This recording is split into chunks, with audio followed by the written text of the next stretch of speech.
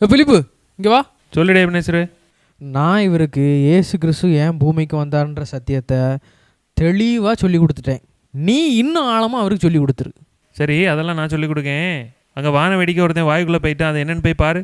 நீ மட்டும்தான் வேலை வாங்குவியோ? நானும் வாங்குவேன்ல. போ. இவரே ஒரு அறகுறை, இவர் வேற தெளிவாக சொல்லி கொடுத்தாராம். உங்களுக்கு என்ன இப்போ?